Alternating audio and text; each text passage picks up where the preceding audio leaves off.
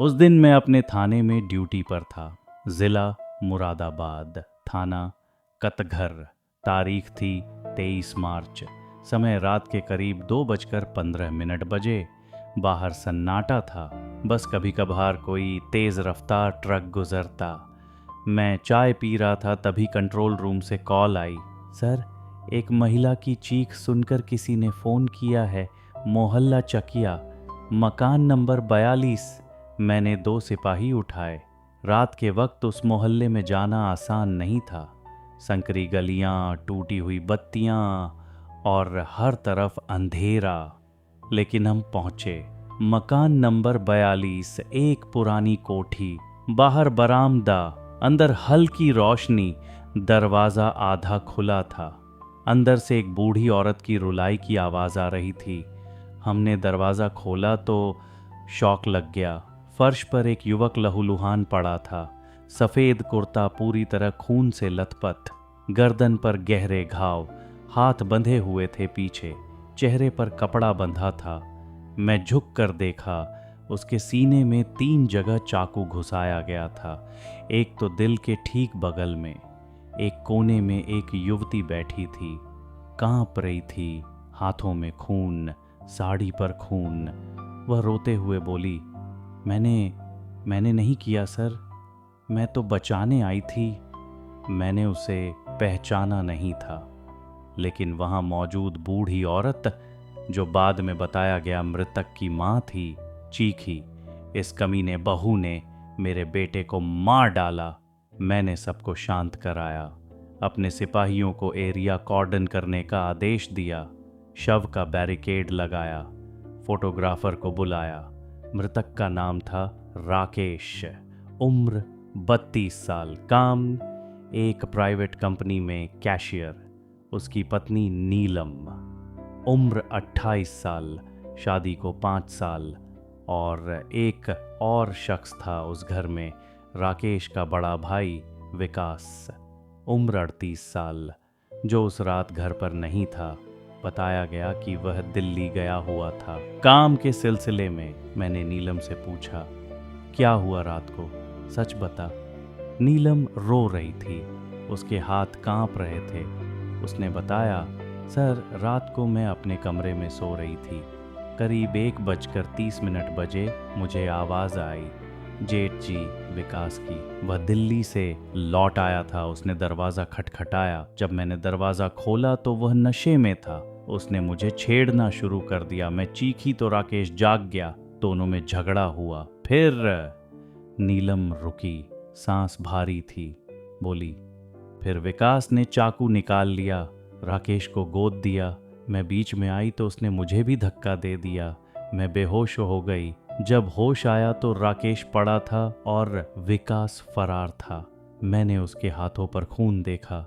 बूढ़ी औरत नकन सास चिल्लाई, झूठ, ये झूठ बोल रही है, इसने ही मेरे बेटे का खून किया है, ये और उसका साला सुरेश मिलकर। अब एक नया नाम, सुरेश, नीलम का छोटा भाई।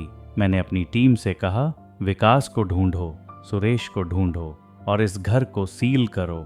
वातावरण में तनाव था। माँ का रोना, बहू का डर, खून से लथपथ फर्श, एक मृत शरीर। एंड मेरे दिमाग में सिर्फ एक सवाल था, आखिर इस घर में क्या हुआ था? किसने मारा राकेश को? ठरकी जेठ ने या प्यासी बहू ने? सुबह होने वाली थी और जांच शुरू होने वाली थी, लेकिन जो सच सामने आएगा वह किसी को पता नहीं था। सुबह के 6 बज गए थे। पोस्टमार्टम के लिए शव भेज दिया गया। मैंने नीलम से बात करने का फैसला किया, उसे थाने बुलाया। साथ में उसकी सास शांति देवी भी चारा भी आई थीं।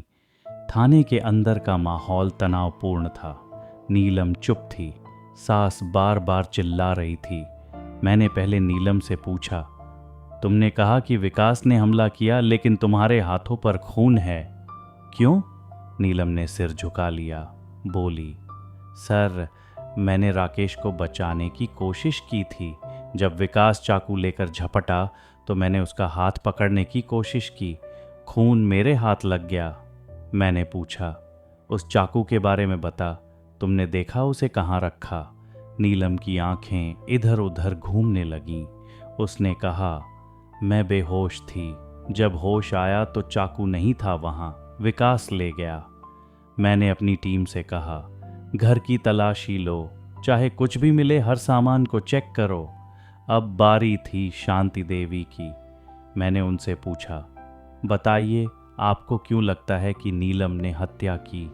शांति देवी ने आंखें तरेरी, बोली, साहब, ये राक्षसी औरत मेरे बेटे को बहुत तंग करती थी। रोज झगड़ा, रोज शिकायत। पिछले महीने तो ये मायके चली गई थी। राकेश उसे वापस लाया था बहुत मिन्नत करके, और इसका साला सुरेश यहाँ आता रहता था। राकेश बीमार था, अस्थमा था, कमज़ोर था। इस कमज़ोरी का फ़ायदा उठाकर इन दोनों ने मेरे बेटे को मार डाला। मैंने पूछा, और आपका बड़ा बेटा विकास, वह कैसा है? शांति देवी एकदम चुप हो गई, फिर बोली, विकास ठीक है, उसकी पत्नी मर चुकी है 2 साल पहले। तब से वह थोड़ा डिप्रेशन में रहता है, बुरी संगत में पड़ गया था, लेकिन वह हत्यारा नहीं है। मैंने सोचा, एक औरत जो पहले विकास को बचाने की कोशिश कर रही थी, अब कह रही है वह हत्यारा नहीं है, लेकिन नीलम तो कह रही है विकास ही हत्यारा है। दोपहर तक हमारी टीम को 2 अहम चीज़ें मिली। एक, बरामदे के पीछे एक झाड़ी में खून से सना हुआ कुर्ता। दूसरा, विकास का मोबाइल फ़ोन।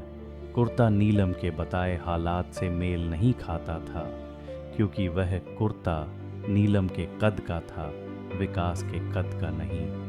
उधर विकास को गिरफ्तार कर लिया गया। वह दिल्ली से वापस आते समय पकड़ा गया। जब उससे पूछताछ शुरू हुई तो उसने एक अलग ही कहानी बताई।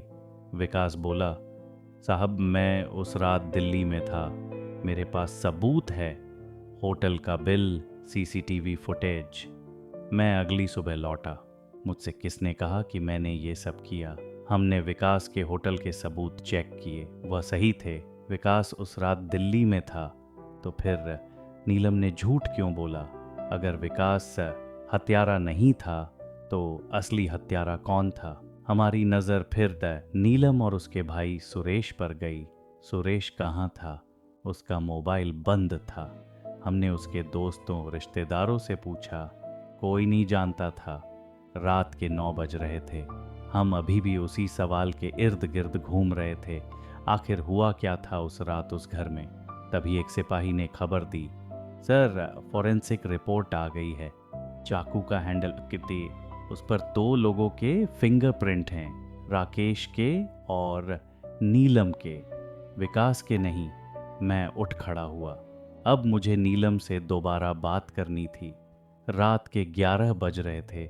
मैंने नीलम को थाने बुलाया, अकेले, बिना सास के। नीलम थकी हुई लग रही थी, उसकी आंखें सूजी हुई थीं, बाल बिखरे थे, हाथ अब भी हल्के से कांप रहे थे। मैंने उसे कुर्सी दिखाई, सामने बैठाया। मैंने पूछा, नीलम, सच बता, विकास उस रात यहाँ नहीं था, हमें सबूत मिले हैं, तो फिर चाकू पर तुम्हारे फिंगरप्रिंट क्यों हैं? और राकेश को तुमने बचाया या मारा? नीलम चुप रही, उसकी आंखों से आंसू बहने लगे। बोली, सर, मैं बचाना चाहती थी, लेकिन हाथ से निकल गया। मैंने कहा, शुरू से बता, पूरा सच। नीलम ने गहरी सांस ली और फिर पूरी कहानी बतानी शुरू की। सर, राकेश और मेरी शादी को 5 साल हो गए थे। पहले सब ठीक था, लेकिन 2 साल पहले राकेश बीमार पड़ा, अस्थमा, काम पर नहीं जा पाता था, कमाई कम हो गई, तनाव बढ़ गया, वह शराब पीने लगा और फिर हाथ उठाने लगा मुझ पर। नीलम ने अपनी साड़ी की आस्तीन ऊपर की, बाजू पर पुराने निशान थे, जले हुए, पीटे हुए। मैं चुप हो गया। नीलम बोली, मैंने माँ से कहा तो उन्होंने कहा बेटा बिगड़ जाता है, सही हो जाएगा। पिता ने कहा, तू उसका घर छोड़ेगी तो हमारी इज्जत कहाँ रहेगी? मैंने पूछा, और विकास, उसकी भूमिका? नीलम की आवाज़ कांपी, बोली, विकास, 1 साल पहले उसकी पत्नी मर गई, तब से वह मुझे घूरता रहता था, छेड़ता था। कई बार मेरे कमरे में घुसने की कोशिश की। मैंने राकेश को बताया तो वह हंसा, बोला, बड़े भाई हैं, मजाक करते होंगे। मैंने पूछा, उस रात क्या हुआ? विकास तो दिल्ली में था। नीलम ने कहा, हाँ, विकास नहीं था, लेकिन उस रात राकेश नशे में धुत था। आया मेरे कमरे में, मुझे परेशान करने लगा। मैंने मना किया तो उसने मारना शुरू कर दिया। मेरा सिर पकड़कर दीवार पर पटका। मैं चीखी, कोई नहीं आया। फिर उसने चाकू निकाला, बोला, आज तुझे खत्म कर दूंगा। नीलम के हाथ तेजी से कांपने लगे। बोली, डर के मारे मैंने वही चाकू छीन लिया। उसे रोकने की कोशिश की, लेकिन वह मुझ पर झपटा और चाकू उसके सीने में जा घुसा। एक बार, फिर दूसरी बार। मैं बस डरी हुई थी। मैंने सोचा वह मुझे मार डालेगा। मैंने कहा, फिर तुमने विकास का नाम क्यों लिया? नीलम ने सिर झुका लिया। सर, मुझे डर लगा। अगर सच बताती तो लोग कहते पत्नी ने पति को मारा, सब मुझे ही दोषी ठहराते। इसलिए मैंने सोचा विकास पर इल्ज़ाम लगा दूं। वैसे भी सब जानते हैं वह ठरकी है। मैं समझ गया, ये आत्मरक्षा थी। लेकिन कानून आत्मरक्षा भी तभी मानता है जब बचाव उचित हो और बल का अनुपात बना रहे। 3 चाकू, क्या वो आत्मरक्षा थी? मैंने पूछा। और तुम्हारा भाई सुरेश? नीलम ने कहा, सुरेश, मैंने उसे फ़ोन किया था बाद में, घबरा गई थी। वह आया। उसने कहा, बात बिगड़ जाएगी सर, तू यहाँ से निकल, मैं सब ठीक करूँगा। पर मैं नहीं निकली, मैं वहीं रुक गई। सुरेश डर गया और भाग गया। सुबह तक पूरा मामला साफ हो गया, लेकिन जो सबसे बड़ा मोड़ था वह अब भी आना बाकी था। सुबह 9 बजे हमारी टीम ने सुरेश को ढूंढ निकाला। उसने बताया कि जब वह वहां पहुंचा तब तक राकेश मर चुका था।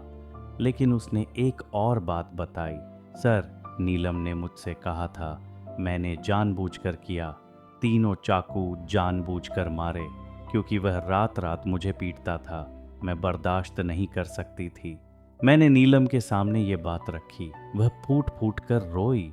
बोली, हाँ, मैंने जानबूझकर किया, लेकिन सर, कोई महीना निकलता था जब उसने मुझे नहीं पीटा हो। मैं उसकी रखैल थी, पत्नी नहीं। जेठ मुझे घूरता, सास चुप रहती, पति पीटा। मैं अकेली थी, पूरी तरह अकेली। ये कहानी अब आत्मरक्षा से जानबूझकर हत्या की तरफ मुड़ गई थी। अब अदालत को तय करना था, नीलम पीड़िता थी या अपराधी।